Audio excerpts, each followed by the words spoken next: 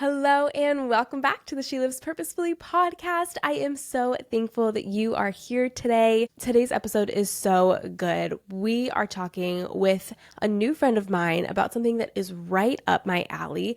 As a boy mama, we're talking all about raising boys up, raising the next generation up, of specifically godly boys as Christian moms. And even we talk about 8 things that your son needs before he turns 10. We're also covering how faith shapes the way we parent, the challenges boys face today in culture. We even touch on toxic masculinity, how moms can overcome the biggest struggles that we face raising boys, and also just feeling like a failure or overwhelmed in parenting. So it is a jam-packed conversation, really encouraging, really sweet. And for it, I'm joined today by Molly DeFrank, who is a mom of 3 boys and 3 girls. She's been featured in Parents Magazine, Good Morning America, Mama Bear Apologetics, and more. And here's something that she has said that I think you will already be very encouraged by.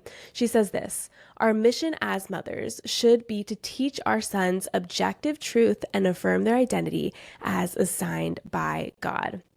As a boy mama, that hits. I think that's so good. All right, before we jump in, I just want to thank you for being here. And I want to ask that if you like this show, if you like this conversation too, specifically, if you would please share this episode or any episode with a friend or on social media with all of your friends.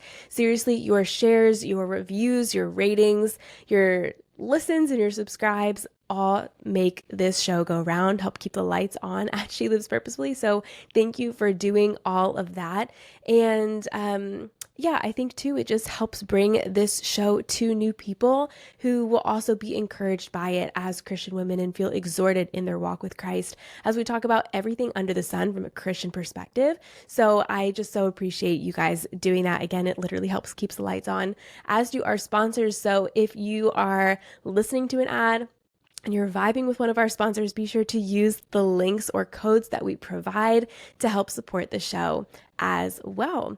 All right, so whether you are a mom or you know a mom or a boy mom specifically, get those headphones on or put this episode on blast at the park, and let's dive into our conversation with Molly. Molly, welcome to the She Lives Purposefully podcast. Thank you so much for joining us. For those who don't know who you are, can you tell us a little bit about who you are, what you do, and all that good stuff? Absolutely. Thanks so much for having me, Megan. I am a mom to 6 kids. I live in California. It is a busy life, but it's beautiful. I've got my kids range in age from 8 to almost 16. We almost have our first licensed driver. It's very exciting. That's exciting, yeah. Yeah. And we have 4 biological kids, and then two of our kiddos came to our family through adoption and foster care. And I enjoy writing. I have 2 books. My latest book is called Mothering Boys, 8 Things Your Son Needs from You Before He Turns 10. And my first book is called Digital Detox, the 2-week tech reset for kids. So I, in short, help families connect. I love helping parents disciple their kids, and just helping families build strong relationships in a digital world that can be really challenging right now for parents.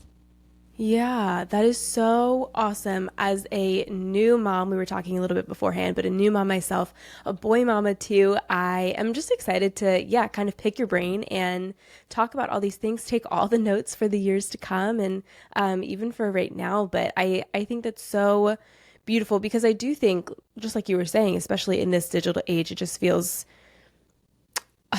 I don't know, like it can be almost harder than before, whether it's comparison from parenting or just distraction from parenting. And there's so many influences too on our kids now, more than ever before, because it's just a worldwide web on your phone, like that they have access to. So I'm curious too about that digital detox you were talking about.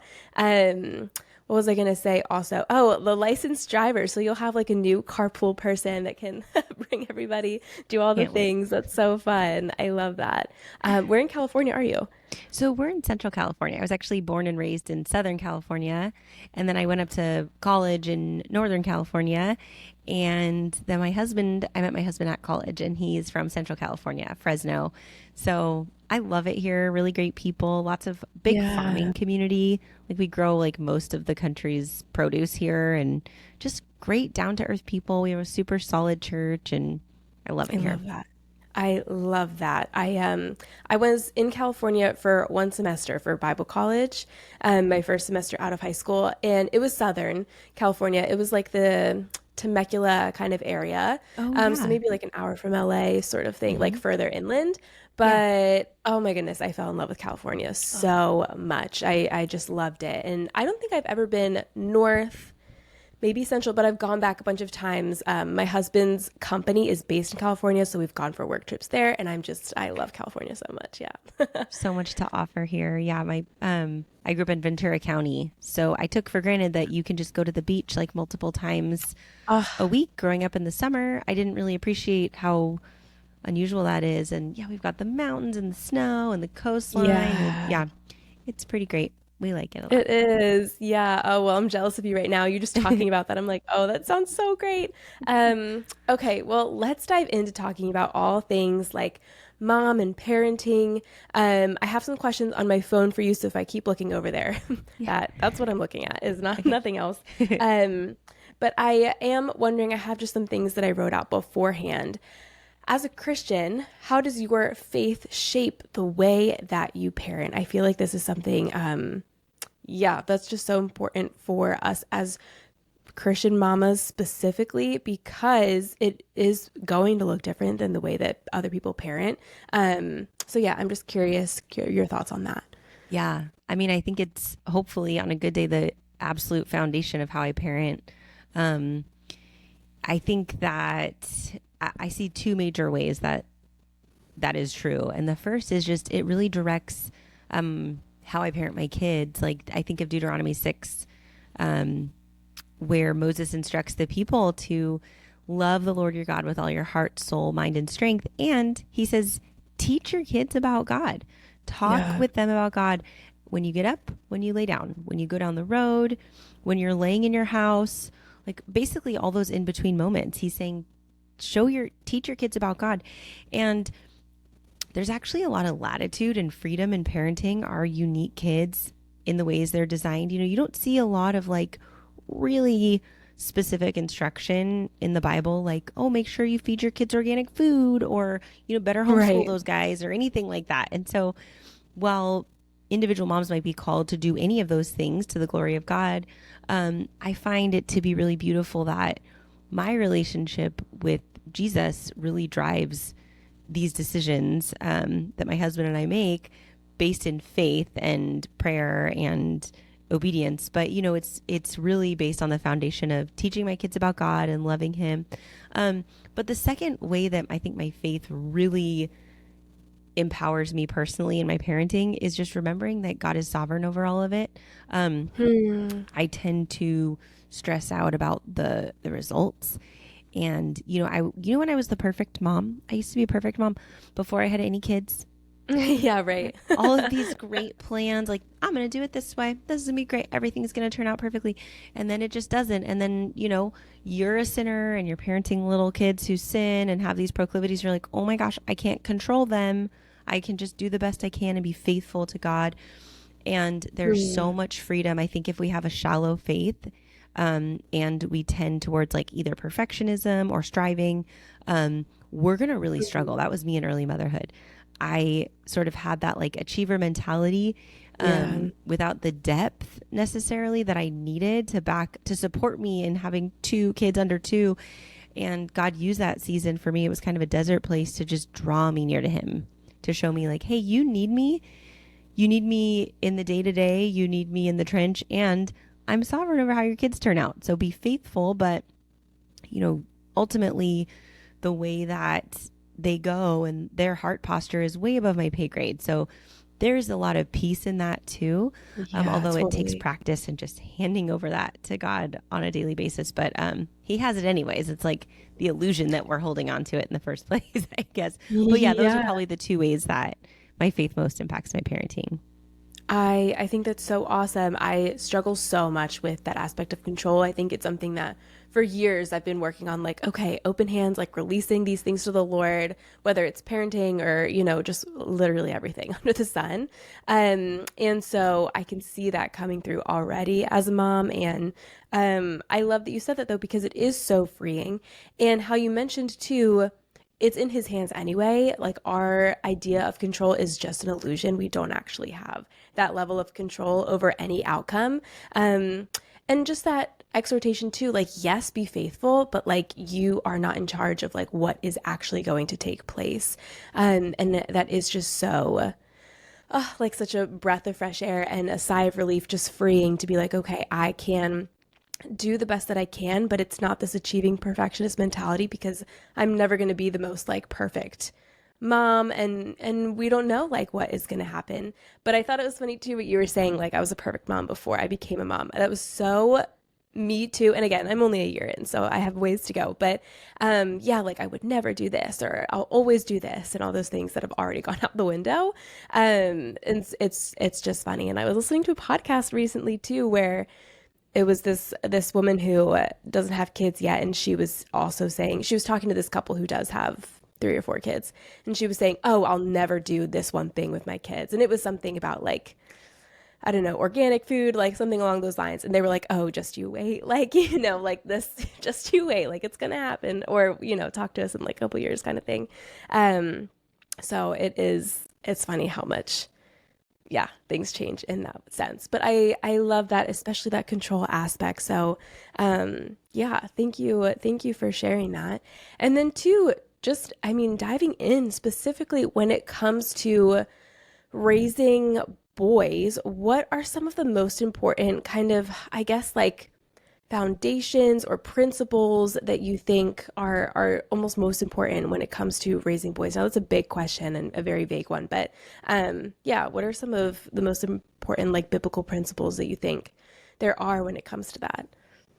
Yes, I think first and foremost is just giving them truth about who God says that they are. Mm, Giving them a positive and healthy view of their masculinity, which is a gift, just as our femininity is a gift. yeah, We're living in a weird world where gender is just such a, it's this buzzy thing where masculinity gets demonized a lot. And you look around, you see shirts everywhere you go. It's like the future is female. Like, well, what does that say to our little boys? When yeah, we're saying things that are negative about who they were made to be. Um, and part of the reason I wrote this book is because I was doing a lot of research. In my last book, I noticed just watching my kids grow up. My oldest was born in 2009 and the iPad came out in 2011, and we really just bought into that. Like, oh yeah, like you want your kid to be a rocket scientist, get them the technology early. I mean, the marketing, totally. bought into the marketing and learned slowly over time, like, this is not making anything better. It's actually making everything way worse. Yeah, But watching this generation of kids getting experimented on with this digital entertainment and going, gosh, how is this changing kids? And so I really just did a deep dive into the research, and I noticed what a lot of people know and are sharing, which is that it's hurting our kids. Our kids, there's huge opportunity costs. They're anxious, they're depressed, and it's impacting kids across the board. But I looked into how is it impacting boys specifically, and I kept noticing that boys are really struggling the most in a lot of areas. Academically, they are twice as likely to be in the bottom 10% of kids who are graduating high school. They're underrepresented in the top 10% of high school graduates. So girls overrepresent in the top performing kids. Boys are less likely to go to college. They're less likely to earn a master's degree. Young men used to be the most reliably employed group of people, and now they're not. We've got this epidemic of loneliness. 2/3 yeah, of young men say no one really knows me. We've got lots of young men just like never launching, living with their parents, holed up playing video games. They're not social, and they're just not flourishing the way they used to be. And I was looking at that data, and then this piece that really struck me, which was that from a George Barna study, it said a child's worldview is formed by the time he's 13 years old. And I thought, wow, what an opportunity for parents and moms in particular, because we typically spend the most amount of time with our kids. So that's us. Like, tag, we're it. To use that, what feels like an eternity, and I know it feels like an eternity when you're in the trenches because it's stinking hard when your kids are little. But I wanted to write this book to help moms both protect and really equip their sons with a biblical worldview right there in the trench. I believed when I was a young mom, like, oh, there's nothing redemptive about us in our PJs, like struggling to get dressed, and this tantrum and this throwdown and this stomach virus and all of this chaos that we can't even get in the car. We can't get anywhere on time. It was like stressful and chaotic. And looking back, I can see now, oh my gosh, it was in the midst of those very moments that I had opportunities to sow these seeds. Even if it didn't look like anything really redemptive was happening, it is happening. So I wanted to take the best of what I did and what I learned from moms who went before me and what the Bible says about how to instill these things in our kids and our boys in particular. And I put it all in this book to reach really the mom who's just in the trench, who's stuck in the Target parking lot, like in tears because it was a disaster when she took her boys inside and she was embarrassed, and just to encourage her and equip her with a couple simple tools to redeem those hard moments. Yeah, I love that so much. So many things that I want to like pick apart from that. But the one thing you just said at the very end, it's so funny. This morning, like he's one, so I guess, that's officially entering toddlerhood era.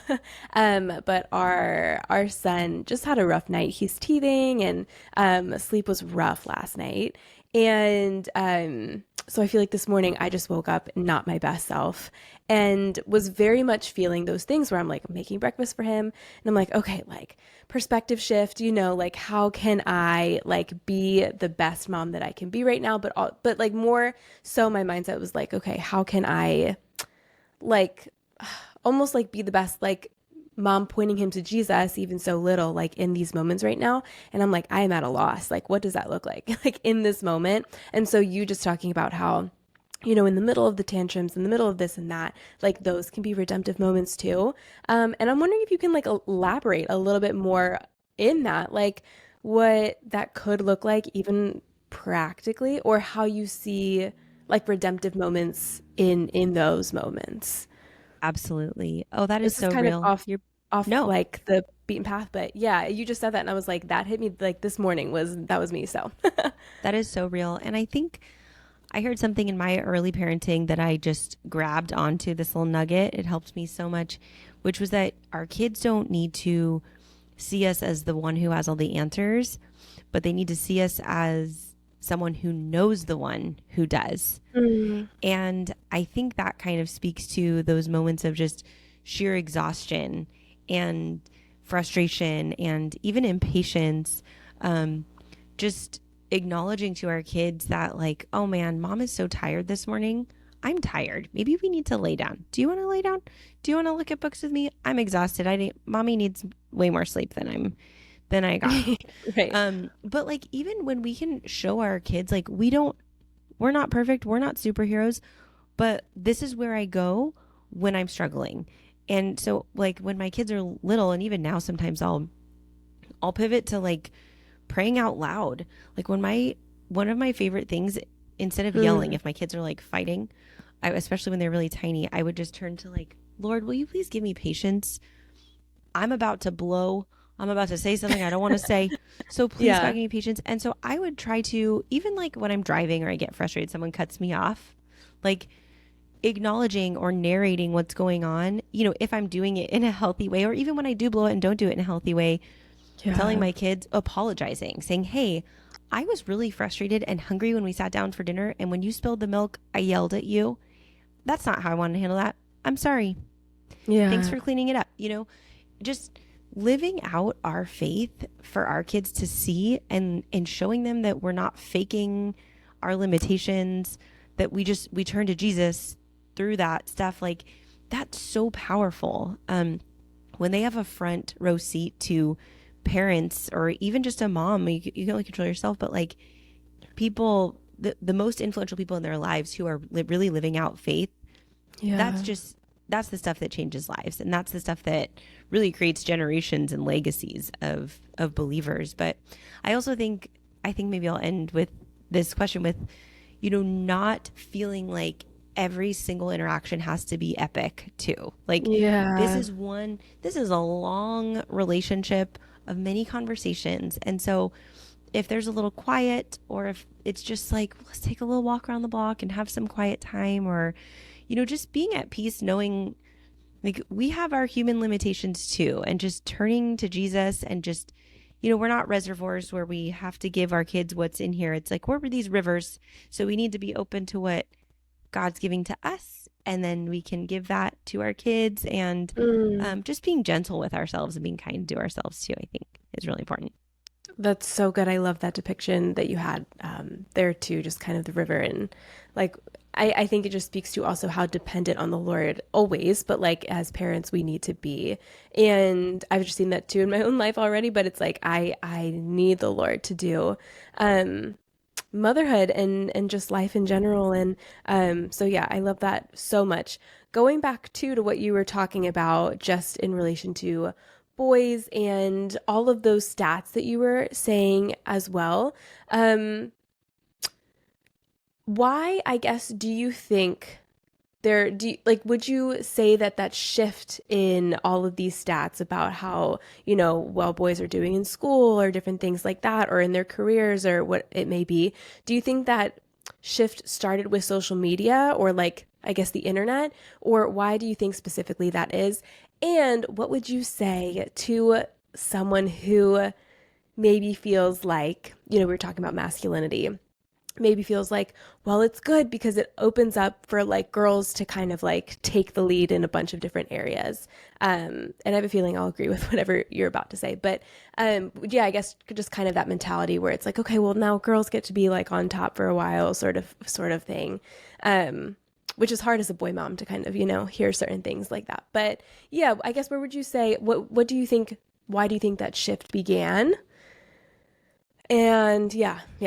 I mean, I'm just looking, I think the two things that come to my mind are really the sexual revolution, in the 60s, and just, I think there are sometimes we want to tear down entire institutions without any real plan for what the better model is.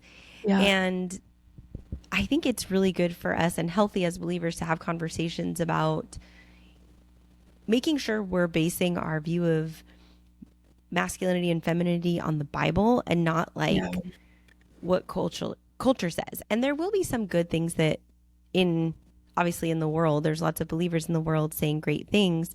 But I don't think positive masculinity is necessarily like a 1950s caricature. But I also don't think it's the entire destruction of that either. I know that, as a child, I really benefited from a dad who protected and provided and was a leader. And I see that my family really benefits from that too. And, I think about just what is masculinity. I think we need to look at the Bible and see, you see all these examples of men who are really wired differently, have different personality quirks, but I believe that real biblical masculinity is developing and deploying those skills and those talents to protect and provide, and to serve.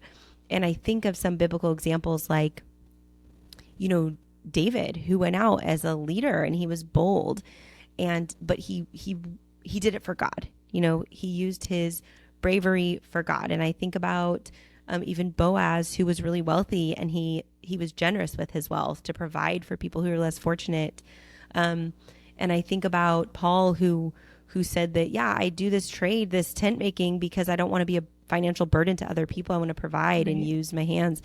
And, just all these kind of character traits we can glean, but really culminating with Jesus, who said, I came not to be served, but to serve, which does kind of dismantle that caricature in the 50s where the man would come home and just stick his feet up and the woman's fluffing his pillow. It's like, I think a good marriage looks like mutual mutually serving each other, and both the wife serving the husband and the husband serving the wife, and just being so for each other. And that's really where I found that my marriage flourishes and my kids flourish when our marriage is like that. So anyway, I think the sexual revolution that just really wanted to tear down the idea that maybe wasn't a perfect biblical view, but maybe a cultural view of male headship that was, I think, a little distorted if you took it at its face.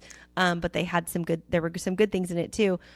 And then over time we see, the future's female and masculinity is toxic and all these really negative things about men.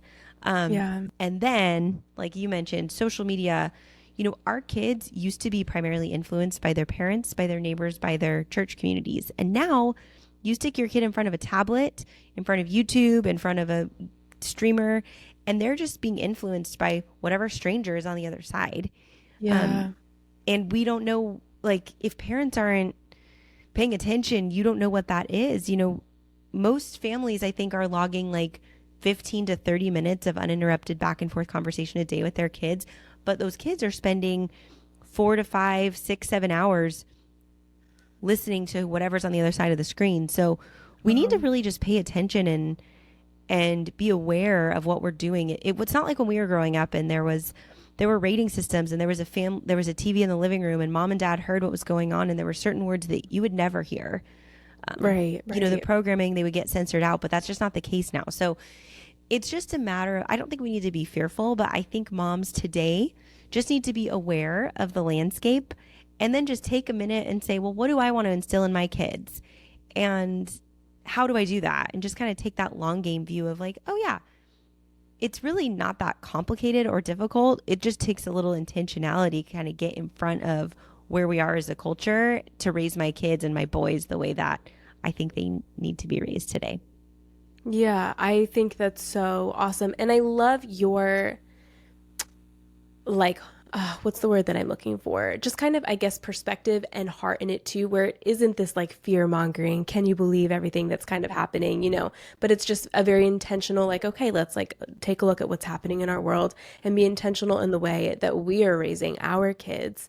But I think what you were talking about too, when it comes to, like the future is female. And I think at first glance, like even for myself, maybe years ago, I'm like, like, cause I'm female. And then you're like, oh wait, but then that means that you are like putting down male. Like you're saying that they're not part of the future essentially.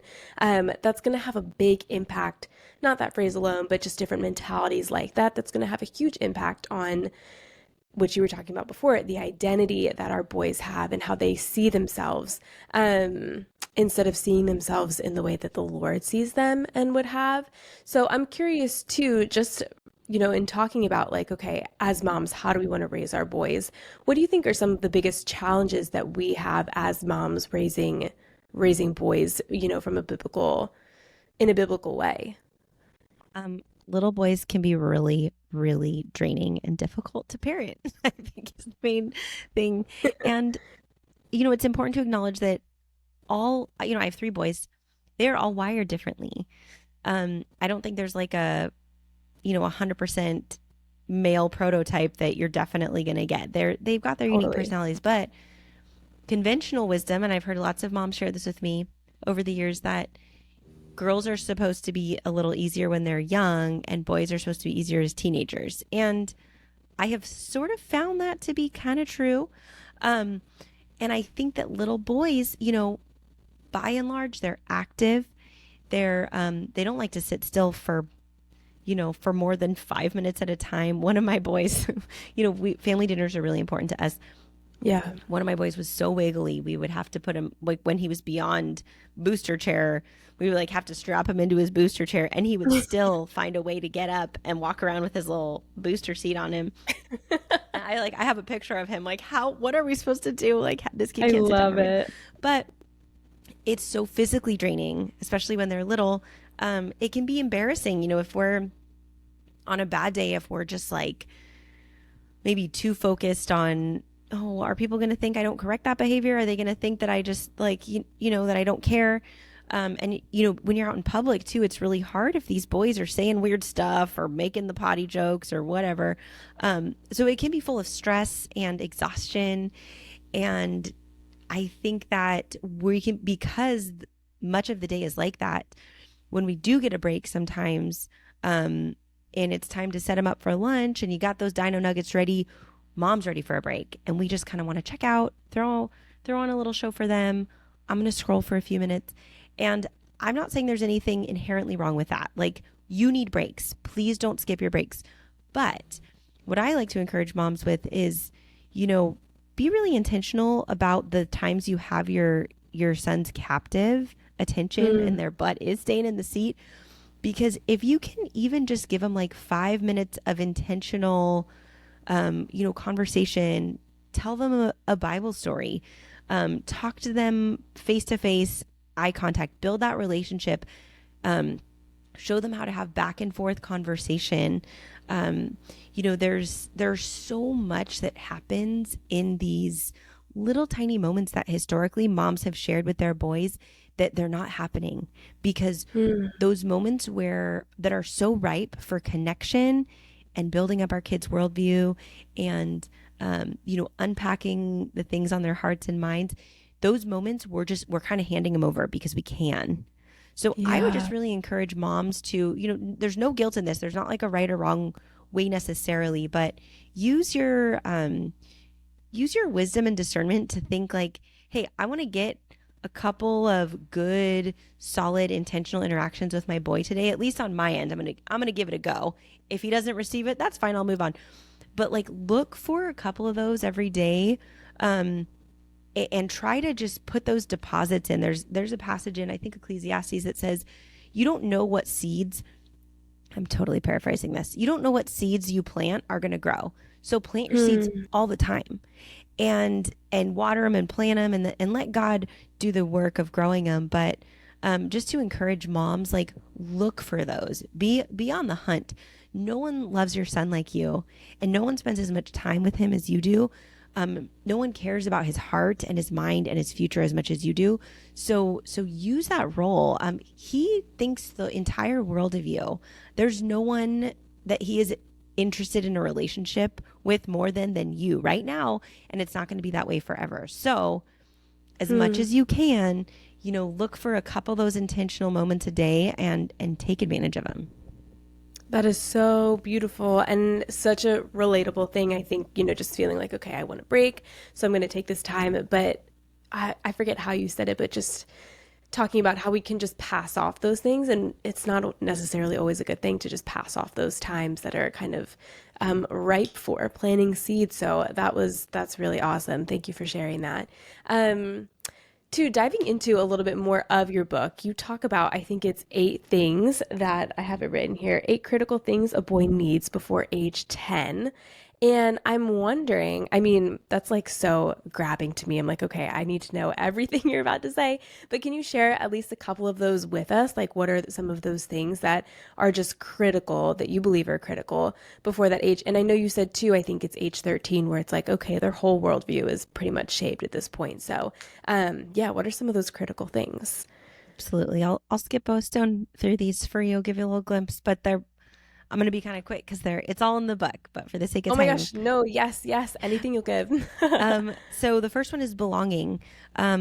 Just a couple tools for moms to help teach their boys, even from they're really tiny, that they are valued, that they are called to a purpose, and really how to do that in the midst of the chaos, because I know how chaotic it is with those little ones at home, especially the bouncy boys and the ones who are climbers. The second thing is relationship. Boys are, as I mentioned earlier, 2/3 of young men say no one really knows me. There is a loneliness epidemic. So how do we teach our boys how to navigate relationships so that they can not feel lonely as they grow? They can feel that connection that we were made for. And it really, really those simple things like eye contact, conversation, how to navigate conflict well, all of these little interactions that we don't appreciate sometimes when we're in them, that are building blocks for our sons' futures and all their relationships and friendships. Like, how do we bring a little intentionality and a biblical worldview to those things? Authority, teaching our boys to respect authority. I think Tim Keller said, that it's respect for one's mother and father that is the basis for every other kind of respect for authority in our lives. So Wow. really taking that seriously, and teaching our boys faithfully. And then fun, it's not all dry. Teaching our boys, there's also lots of protective power in laughter and being able to handle life's hardships with a smile. Also, some moms get frustrated because their boys' idea of humor is like words that belong in the bathroom. And just Right. encouraging you not to get frustrated with that. That's fine. And just we get to actually educate our son's sense of humor too. So that's fun as well. Bravery, exposing our boys to failure so that they learn how to become resilient, and become brave. How do they develop grit? By taking those risks, and just what is our role in that process. And then tenderness, which it would include like helping our boys to develop a sense of wonder about this world and their place in it. Creativity, unleashing, looking for their unique wiring, making sure they're getting plenty of time outside, and how to capitalize on that too. Yeah. I talk a lot about intentional mothering, but that's not to say it's definitely not the same as helicopter parenting. Like my kids spend a lot of unstructured time in play, and I think to have 6 kids, like I couldn't helicopter them. I actually, Yeah. they benefit from a lot of free time, and just so what does that look like, and how does that develop their creativity? And then the last thing is emotional durability. How do we teach our boys to be resilient so they're not so anxious, so debilitated by just everyday ups and downs? So giving them language for their feelings, teaching them they don't need to, be stoic. They can actually express themselves and process it, teaching them how to have gratitude. And so anyway, that's a little stone's throw through all those things. Yeah, that's so cool. I love that so much. It seriously just sounds like the parenting book that we need. And I'm not just saying that because you're on the show, but it just sounds really awesome. And yeah, especially catering to, and I think it hits for me because I have a boy, and just about to walk into more of this like toddler era and then kid and, all of that. So this sounds really awesome. My last question for you is, and then I would love for you to share like where we can get the book, where we can find you, all of that stuff. But my last question for you is, I think just a lot of moms, sometimes myself included, can just feel very overwhelmed and maybe feel like they're failing at motherhood. And I'm just wondering if you have an encouragement for them. And I think a lot of the things you've already shared can apply to this question, but yeah, I'm just wondering if you have an encouragement for the mom who feels like, oh my gosh, I'm just failing, and it just, yeah, can feel very discouraging. I think it can even make you feel like I'm tired of trying, to keep doing my best because I just keep failing at it. My heart is for this mom most of all, because we have all felt that way. And I mentioned I have 6 kids. The hardest parenting season for me was having 2 kids, under 2. When my second was born, I about lost it. Like I was depressed. I was overwhelmed all the time. It was, just getting us all dressed for the day felt like climbing Yeah. Mount Everest. And I just want to encourage you moms, if you're there or if you've been there or you feel like, gosh, how can I be intentional when I'm barely getting the crumbs swept up or barely getting the kids fed? And, just take it to the Lord.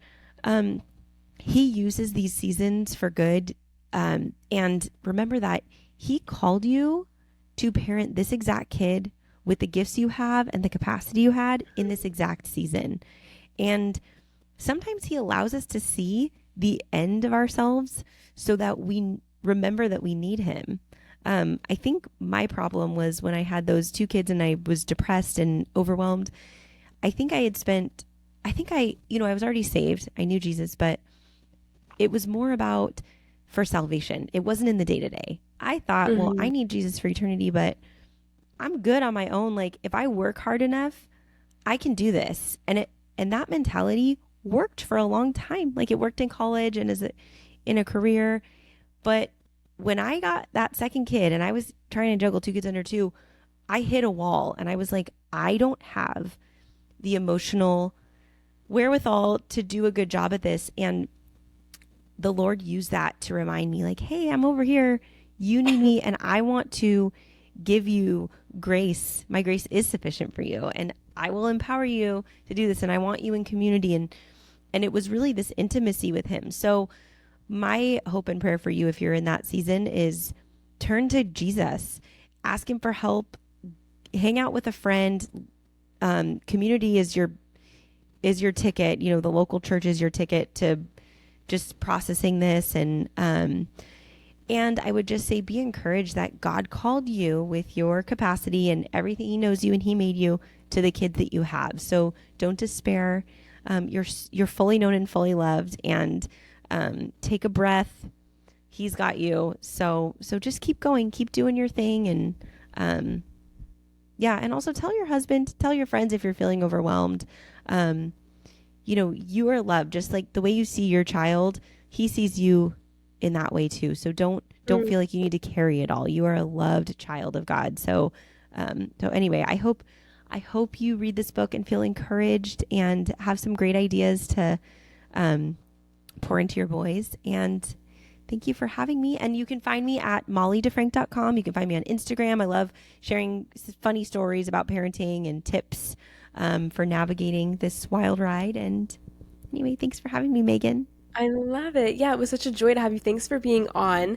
And I just was thinking you're a mom of boys and girls. So next book should be, the eight things the girls need to know. I love it.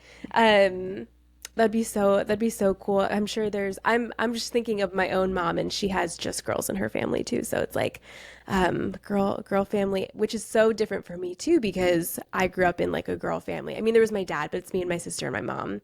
And now I'm like raising a boy, and this just already feels so like, yeah, just very different. So I am so thankful for all your wisdom, everything that you've shared today.